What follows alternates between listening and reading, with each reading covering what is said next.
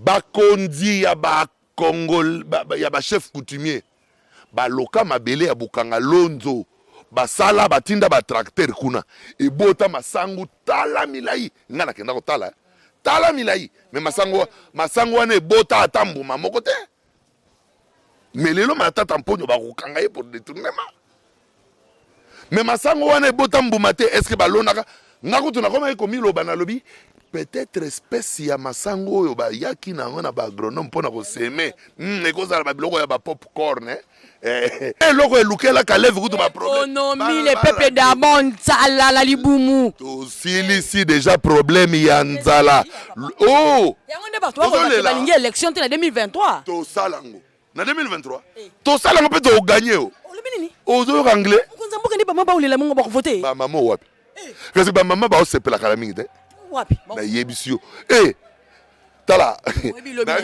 na bien pasi ba mama zakina ngona bangi ta Zanebso makolo indi République démocratique du Congo ezalaka na minoterie de Matadi c'est-à-dire ekobonga kaka na 2000 ekobonga na 2022 pour que na 2023 batanga ba ko sepela ba seki mieux vaut tard que jamais.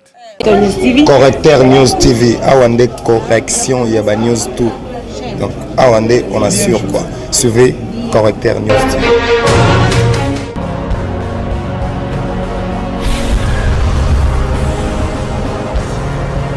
S'abonner massivement Correcteur News avec Yemoko Krachou. Mabe. Donc il n'est pas que baba qui le peuple d'abord, mais que moi les souffrances d'abord. Pour ni pas si tu vas consommer huile na 89 ou na 57 000, le huile 89 000. Matungulu filet de nous sommes à 35 000, le filet 75 000.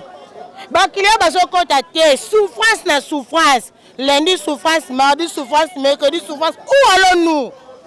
Oh, donne d'or à l'oba qui est dessin animé. Où allons-nous? En enfer.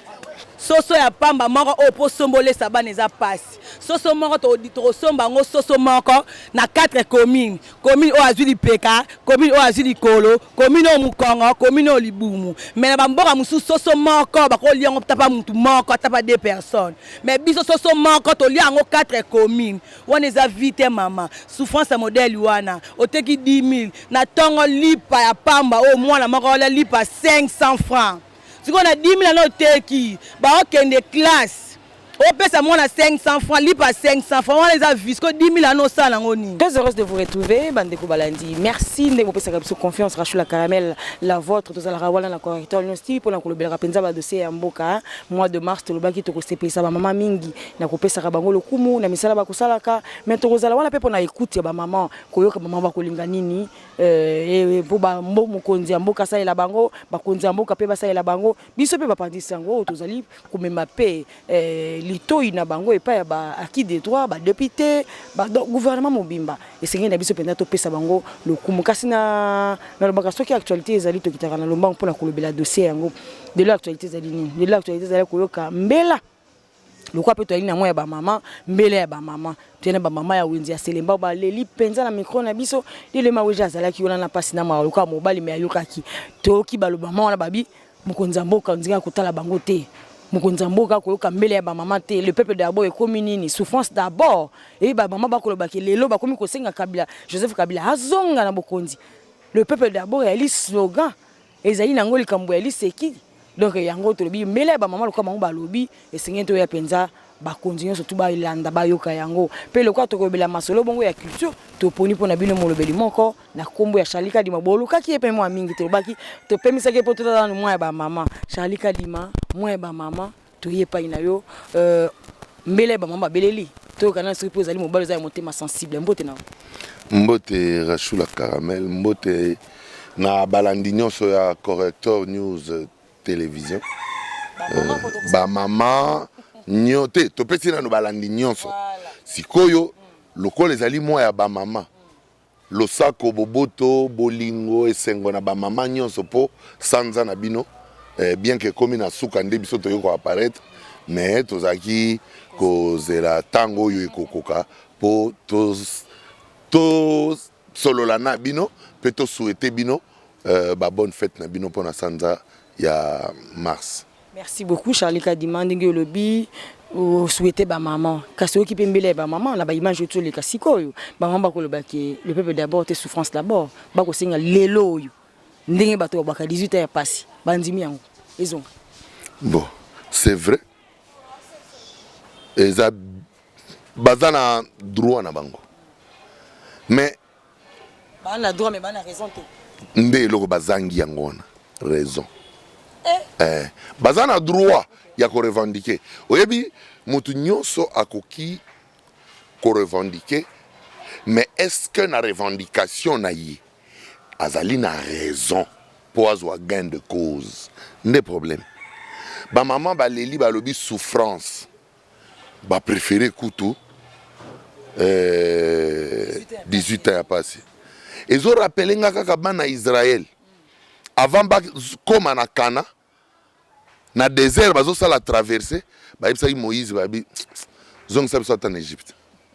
Po yebi le to en Égypte fimbu to zai kozwa mais Damas to ko lia fort Moïse pardonne à lembi Moïse abi mais nzambe na ngai yo lobi na ngai na bimisa bango to komiawa yo ka bazo senga lisusu to zonga de to traverser sous mer rouge na sens aller na sens retour okoyeba mituna Moïse mituna kite mais lorsque ba komi na Kana na bandi na bana na bango na bakoko na bango esengo bazaka nango lelo yango bayebisaka biso ke soki oluki problème na Israël okomi na problème na Nzambe d'office bénédiction ya nde wana te.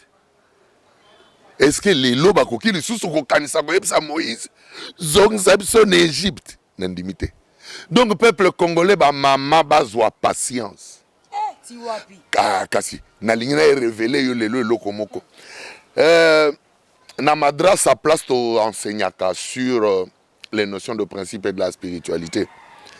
Dernièrement, nous avons parlé des éléments de la nature. La nature a 4 éléments. L'eau, la terre, l'air et le feu. Ces 4 éléments, lorsque dans la manifestation d'un temps, le pouvoir doit quitter un temps pour un autre temps. C'est-à-dire que lorsqu'on perd le pouvoir spirituellement, même les éléments de la nature te rejettent. Parce qu'on perd d'abord le pouvoir spirituellement avant de venir le perdre physiquement. Mais yakayabino kasi bayoka ka ngai soka ko fungoli matoi bien okoyoka ngai kokata katanga pena mingi te po yoka ngai bien. Maintenant je parlais des éléments et ces éléments ce sont ceux éléments dans lesquels on appelle ça le siège zodiacal. Dans les éléments de la nature, c'est là où résident toutes les entités, toutes les formes des esprits qui peuvent gouverner la terre. Ok? Et c'est ce qui constitue même l'humanité. L'eau, l'air, la terre, le feu. Ok? 4. Sikoyo. Nabokondi oyo kaka tozonga ekozonga sabiso kaka na makambo ya Joseph na Pharaon. Parce que touti koleka na temps oyo touti ya vache maigre. Nous avons eu 18 ans ya souffrance. Nakobakisa kutu 22 ans na ya musée. Soki to bakisi na 32 ans ya destruction ya couche sociale ya maréchal Mobutu. Bon, en tout cas bakisa sous atana plus oyo. Et ça n'est pas 44 ans. Mais ce que na mandat même il y a 10 ans, Moutoko Silsa passe il y a 54 ans. Ah, alors, justement, or na 10 ans, tout ça n'a pas 2. Or na 5 ans, tout ça n'a pas 2. Maman, ce que l'on m'a lesu pour ebota, ebimisa tige, ebimisa mutu. Et bakausa batia na sac bato baya kolia Ça prend 1 année et demie. Écoute-moi. Ça prend 1 année et demie. Le président de la République a promis à ces gars aussi les Sanzala na Congo. Et on a vu les efforts. Na utuko ebiso makambi ya ba élément ya nature. Ba kondi ya ba Congol, ya ba chef coutumier. Ba loka mabele ya bukanga lonzo. Ba sala batinda ba tracteur kuna. E bota masangu tala milai. Ngana kenda ko tala. Tala milai. Mais masangu wana e bota atambu mamoko te. Mais lelo matata mponyo ba kokanga ye pour détournement. Mais masango wana e bota mbuma te. Est-ce que ba lonaka ngako tuna koma eko milo bana lobi peut-être espèce ya masango oyo ba yaki na ngona ba agronome pona ko semer ekozala ba biloko ya ba popcorn siko ezo bota mais ekobota tige nite. Or c'était en fait les éléments de la nature qui rejetaient les demandes. Or nzamba loba na mutuboy après avoir comment dire à lobby. Au lieu de maudire l'homme, parce que l'homme est à l'image et à la ressemblance de Dieu, Dieu a maudit la terre pour dire maintenant à l'homme, tu mangeras par la sueur de ton front. C'est-à-dire, il faut labourer, Mais, bateau nazolo banayo. Bilanga oyo basalaki ezaki mboka ya ba mama o bazo fâché. Na ba mama o bazo fâché, ba mama ya bukanga lonzo bazati. Ba yebiki bilanga kabile bota masangu te. Mais bilanga Tshisekedi aloni. Kaka na même mabele. Et botiti balanda ba image bata la quantité ya masango zo bimate kaka na mabele oyo mateta mponyo alobi eza improductif. Est-ce que vous avez ba kuluna basi ba londi kuna sezaka na réserve mais mal oyo ba asi omoni bongo oyo kisiko ke opesi nga raison, c'est-à-dire ba kuluna ba vanda ki ba ko kata ba mama ba sac na ba machette mais Kabila yebi loko ya ko sala na bango te parce qu'on n'a pas changé le général.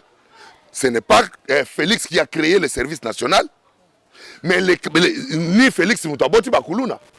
Mais il manquait une politique de gestion de Kuluna qui avait autant de muscles, mais qui manquait de quoi faire avec leurs muscles. Mais ils auront faim. Et lorsqu'ils auront faim demain, ils ont machette.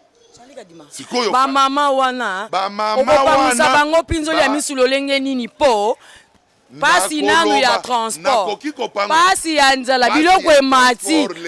Oyo kopesa bango ezali théorie bango balingi pratique. Couvre-feu pai. Okozonga na butu ndenge ni mbule beti police kaka wana akangi yo. Okozonga makolo banda wapi wapi. Ya babisi ya Transco. Evani wapi? E mindambo muso evandi pam. Transport eza pasi bana kaka bazonga randa ku 20h. Botala babalabala nyonso batongaki na 5 chantiers eta nango lelo. Kabila te 5 chantiers oyebi yango te bongo 100 jours nzela 100 jours nyonso ebebi lelo nzela 100 jours nyonso ebebi lelo nzela elengesa ebe ya nzela ya université ebebi ya université nzela kaka opamba ya bokasa ebebi o mokonza moka yemoka yaki ko inaugurer bokasa ebebi wapi kasi yebisa biso parti bokasa ebebi elite oh nzela bokase bebi outi ozali boso soko tikika bamba na sima mokongo na yo okomata mengala omoni ngano to bongo nzela université outi otiki yolo médical na sima na yo lokola nano na koma kuna te yango moni na hésiter mukete na kokende awo lobi na okende nzela na ngina lobano na okende mais na lingina tu na tuni yo awa po théâtre bo sikoyo pasi ya transport doucement batie ba bus na nzela mais ba nzela ebukani omoni balabala ya Nyangwe kota yango na 24 bâtisse de mouton soko ye soko oleki des amoureux okomi na direction des assassins omoni libulo eza wana na Nyangwe ya do balabala wana batonga yango na 100 jours te yaki 5 chantiers nazaki wana na ki otala na mesurer na mulne raison yoka nanu na lingi na expliquer yo otala mulai ya bitume batie na otala ebele ya mabele batiaki na se lelo nalobi le peuple d'abord ils ont mythe ou réalité le peuple le vivra. Aujourd'hui on a parlé de l'état de droit, tout le monde comprend aujourd'hui que est-ce qu'on y a vu qu'il y a un civil parce qu'on a fondé Kabila dans la cour constitutionnelle. Ça pouvait se faire où? Quand? Na Kinshasa où y a lelo? 2019. Il y a ceux qui a 2000 combien? Ceux qui 17, 18, 16. Donc, c'est le peuple d'abord. On doit d'abord équilibrer la balance. Que la justice d'abord soit rendue au peuple. Lelo nazolo banayo. Peuple d'abord, mon konzamboka, Félix Antoine Tshisekedi Tshilombo azu pouvoir lelo. Lobi nango na tongo toki mandala la. Mapa kaka comme le quoi cravate. Bon lelo map. Lipa moko 300 mtonda. Mapango. Ato li à 500. Ndeko zela na tokana. Mapango l'air ba sala qui marche. Na bato a malembe basala qui marche pour na lipa basali marche pour te prix ya lipa mataka te basali marche hein wala pouvoir na bongo kale va marcher ka marche ni non ne touche pas ne touche nini ba yebisaki to toucher na constitution tokosimba yango te tosalela yango ndenge batikaki basalaki yango te balobi baye kosoutenir bainstitution bana prix ya lipa uololo lelo lipa yaka 200 francs batika yango 200 francs 200 te Pain Victoire toke nayo tosomba 200 totinda mbongo Pain Victoire en tout cas 200 ti lelo 200 ti lelo ba marcha ngring olipe mati na mabunda zaka na mulongo te Kalev na mulongo bango nyoso liboso nde loko elukela Kalev kutu ba problème économie les peuples d'Amon tsala la libumu to si déjà problème ya nzala oh yango nde bato ba lingi élection te na 2023 to salango na 2023 to salango pe to gagner o olobi nini ozo anglais konza mboka ndi ba mamba ulela mongo ba voter ba mama wapi parce que ba mama ba osepela kala mingi te wapi na yebisio tala na bien pasi ba mama zakina ngona bangi ta Zana makolo indi République démocratique du Congo ezalaka na minoterie de Matadi c'est-à-dire ekobonga kaka na 2000 ekobonga na 2022 pour que na 2023 batanga ba ko sepela ba seki mieux vaut tard que jamais oh soki bino boboyi polémique biso kutu malamu to bongisa ta na 2023 na 2022 na basuka bo voter biso ata na 23 ke baoyo basali 18 ans batie eloko te ti bakei oske oyebaka ke guerre à est lelo ti bato bazokufa na beni kabila moto aya na guerre na est Tshisekedi alobaki okende kovanda kuna te papa lobi babomi bato ba image yango oyo justement naloba na yo boye bato wana lokola bayebi ke balembi président Félix ozoyokanga te nazoyebiso te yo me kasi nazoloba na yo lera kosilisa nga nazalaka kaka awa yo lero yaka awa oso ya otandre nga micro na boyi te nalobaka no makambo nalobaka na yo me moko tozalaka na centre Betani kuna epa ya nonce apostolique olobaka ke naza prophète te oyebi eloko olobisaka ke na prophète mpo makambo nalobaka na yo oviva yango nde oloba na ngai tobenga yo prophète to benga yo nani nalobi na yo kozala yo koloba ngo na ndenge mpo balobi ya pas si ya pas nani l'UDPS s'appelle l'union te ka IDPS okena maloba ya CG Kabuya ngai nazoloba boye soki recensement ezate élection ya te bongo te kasi IDPS eza parti moto elobi te est-ce que chef de l'état alobi communiquer mon côté kuna président Kolbaki nalingi na faire comprendre yo boye ezali revendication ya parti politique UDPS ngapena membre UDPS est-ce que président est-ce que oui mais est-ce que le président de la République a dit ça le FCC ne jurait que sur un troisième mandat de Joseph Kabila non mais le Joseph Kabila ça non nazoloba boye papa baye mayeba tina nzambe 2023 lokola bazo espérer na yokaka bango ti lelo bazo yemba kaka akozonga mais bango bazo yoka teke na constitution bango moko basalaki akomi sénateur à vie c'est que bazo yoka français te ezo semble bango moins compliqué siko baleli mingi gouvernement ekobimaka la te awa gouvernement asamba lukonde to vendre pas to kasusu kuna ba artiste po na rappeler na bato ke Charlie Kadima ndenge azali awa azali analyste politique pe azali moko na moko na kati ba artiste to koyo kasusu kuna ba se boko te mobi ba pesa no ministère siko bo pesa nani ba artiste ba koma ba ministre ya culture siko na ne ko ta jibe pa ke ne ko asala ni bon polémique peut beaucoup s'il te plaît, s'il te plaît. To banda République du Congo y a Bakasavubu, y a Lumumba, to ye na ba Mobutu na Zaïre, to ye ti na Musée, to ye ti na Kabila le père. Ti ya wana Félix Antoine Tshisekedi Tshilombo, ba ministre de la culture bazalaka, mais tous incompétents, tous sans exception aucune, tous incompétents. Pourquoi? Depuis notre accession à l'indépendance, la République démocratique du Congo n'a pas un plan culturel général. Comment tu peux concevoir ça? Le pays de la haute culture, tel que la République démocratique du Congo. Nalobi, tous les ministres de la culture qui sont passés, sans exception aucune, incompétents.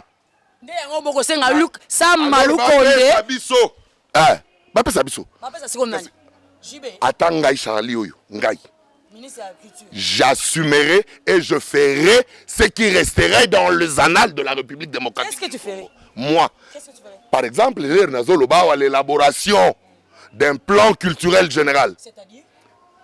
C'est-à-dire, comment est-ce que la culture de la République démocratique du Congo pourra être vendue à travers le monde.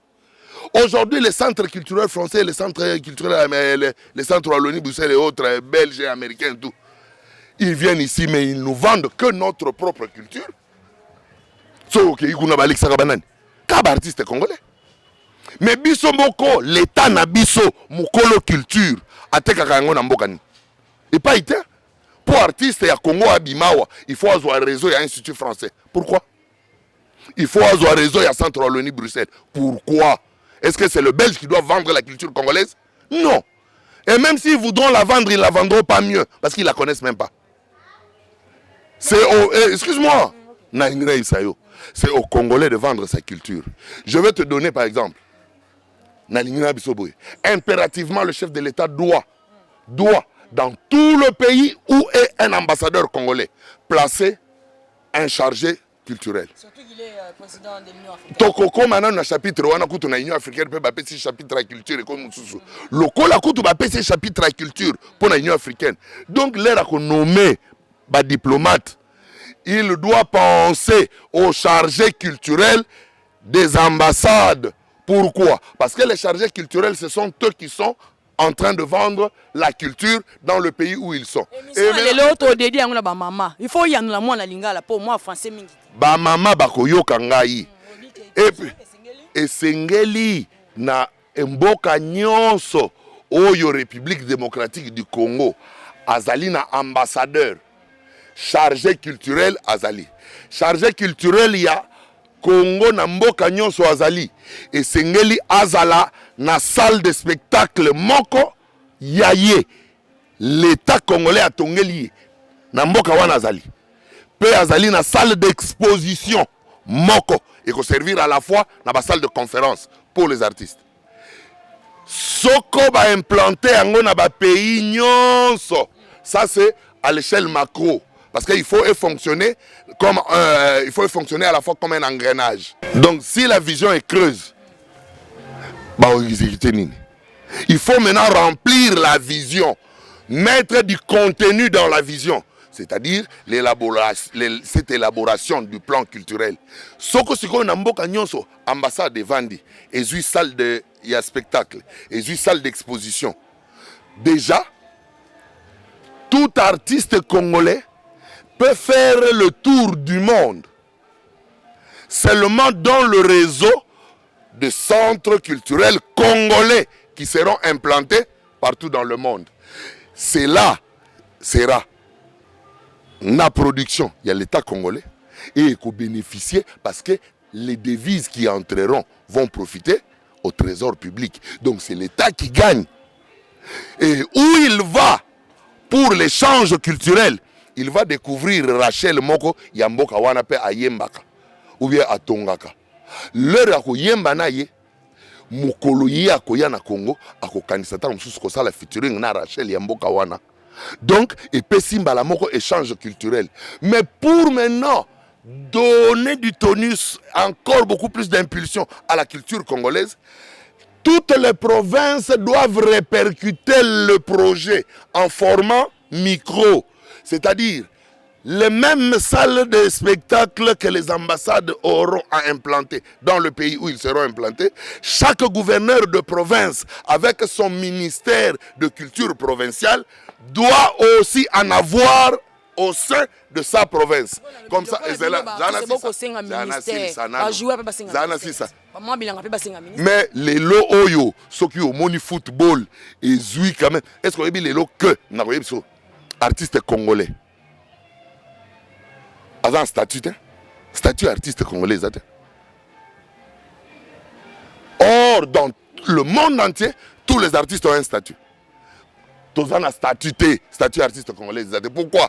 Parce qu'il n'y a pas une loi. Mais toutes ces années, on a énuméré le ministre de la Culture dans chaque gouvernement. Qui a pensé à proposer une loi? Personne. C'est pourquoi je parle de leur incompétence notoire et manifeste. Si vous avez répercussion dans la province, ceux qui sont gouverneur de la province, vendent ici par le trichement, il y a un ministère provincial dans chaque province, salle il y a spectacle, salle il y a exposition. Facilement, gouverneur de la province a obengisa, jibem piana na bandundu. L'air a obengisa na bandundu, a resangisa ye na mpugumuni diaz ya bandundu. Leur bakokuta nana jibem piana na podium en tant qu'artiste jibe a découvrir ba talent et ko créer émulation, c'est-à-dire ce qui va ici, le ministère de la Culture doit créer un festival international de la culture. Nazo suggéré déjà. Le monde entier a reconnu la journée internationale de la culture africaine le 24 avril, le jour de la mort de Papa Wemba. Il faut d'abord chercher à comprendre pourquoi. On a une émission, on a ça, on continue. On a une émission, on a une solo. Mukolo wana. Ministère de la Culture, ministre ya culture toyoki pe mwa mbilinga mingaka kuna pa bino ngo bato ngo ba artiste te bato bakoloba kuna sokoda o kuna bakoloba ke ba di kaka ba musicien kuna ni oyo nani Blaise Bula oyo kuna nani Redi Amisi bako bima penda na polele na poisa na écran koloba ke ko funda kutu ke ba dirigeant we sokoda ba liembongo ba montango pe belé ba 800 000 et quelques de mille de dollars. Si on dit qu'on a battu bon baki kotia ngobongo ba comme ba ministre ya sport ya culture. Bon. Sikoyo na lobaki no loko moko wa bande na lobi, il y a pas eu moyen de poursuivre certaines personnes na bateau na numéro qui a na lobi non, c'était faute à l'élaboration d'une loi. Est-ce qu'on comprend? Et aux alatins, maintenant il faut l'élaboration d'une loi régissant la culturelle congolaise. Parce que la loi va prévoir ce que doit faire le culturel congolais et ce qu'il ne peut pas faire. Et va prévoir les sanctions. Mais aujourd'hui, il n'y a pas de sanctions prévues. Mercedes ya Blaise babuka kaka Mercedes ya mwana wana asomi yango na mwa sokoda Blaise Bula longwa balandela ye te pole mukendi côté pole muyibie pole kasi landate parce que na lobi na yo l'artiste congolais n'a pas de statut, il n'a pas de personnalité oyo ego pesa yo nguya ya kolandela bato ba yibi parce que les artistes na état de droit to yo ki makambo Miss Vodacom ya yo suki boni po bato pe ba yeba nana Miss Vodacom tozaki déjà na to plaidé mardi le 23 na tribunal de commerce. Tribunal a dû faire en délibéré. Bon, pour que malamu, tribunal ne faut rendre décision. Pour toye ba keke penda malamu na bosolo, tribunal a rendre décision. État de droit ezali, bon état de droit ezate. La saison sanctionné pena ba juge.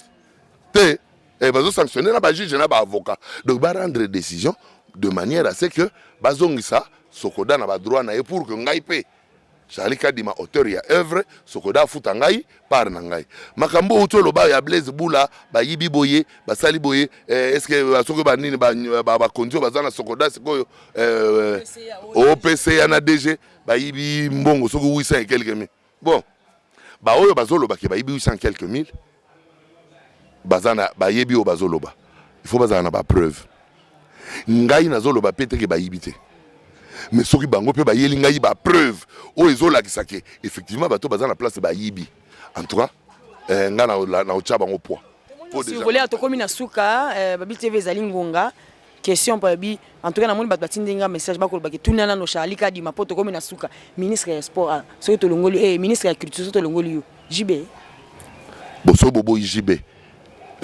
mon ami te ngai na proposer JB te yonde comme to kasi batu pe bazo ba ebele pe bazo loba ngai ebele pe bazo loba Jean Goubal olanda Jean Goubal na émission papi mbo JB comme la ministre na lobi boye siko bazo boye et pourquoi te atanga ite so yo te babi JB pourquoi bon ba oyo balobi wana yondo yelenga na sangwa ngape na yoki bango te yo ka muto yebisinga bon ndenge mususu batie ngai ndenge mususu batie Jean Goubal ndenge mususu ngai moko kutu oyo bazo changa misapi nga nazo lakisa na sina lakisi bango mon ami Henri Kalama Akoulez le DG de l'Académie de Beaux-Arts il a déjà à sa disposition toutes les disciplines et il peut gérer tout le monde. Et même nous, des autres disciplines, nous pouvons l'approcher. Tina tolo bakabati a culturel ou anezanini. Les leçons que nous avons ministre, nous avons une cotation politique et ainsi de suite. Pour nous attendre à soumettre un projet, nous avons décrire et pour y avoir des problèmes. Et surtout que tout kaka que nous allons tout net ngamuta IDPS so quand nous au ministère on va penser ngamuta perdre na okota kuta ata na porte na komona te komi na suka bateko mais ils komi na suka Charlie Kadima ba pesi yango mutu so ki ba pesi yango mutu lokwa jibe mpiana so abo yambanga lundi na ko ya su mardi so ga yo kako so abo yambanga mardi na ko ya mercredi so ba pesi yango mutu lokwa Jean Goubal kutu na ko ya mko liboso na bisenga bija yo yebe makamtu za solo no le to libanda lelo comme on a quitté comme kovanda ozoleka na veste ozozonga makambo tozolola ke ozosala lisusu te na koko loba yango na président na nyoka longo na lobi ne président pardon yo vandia wa depuis kala donc na koko loba ne mais lero loba na nani na kungwendo za banga auta na MPR. Merci beaucoup tokomi na suka Charlie Kadima miso de l'autre dia kana ba maman balela ki penza mo ambela mingi koloba que en tout cas mo konza mboka akotia bango litoite akotala kana bango te po ngana koloba maman na pena ba yebi place maman mo konza mboka zaka ngana ndi baba ke funde kuna poto apena moi de moi maman.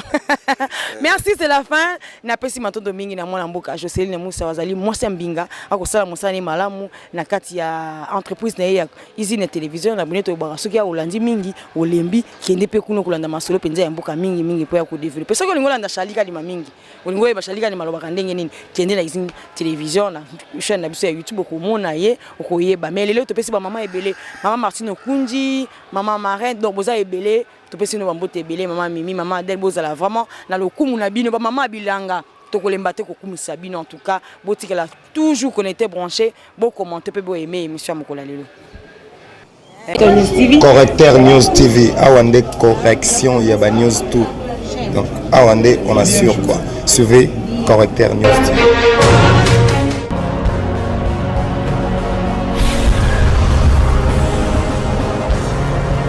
S'abonner massivement Correcteur News avec Yemoko Rachou.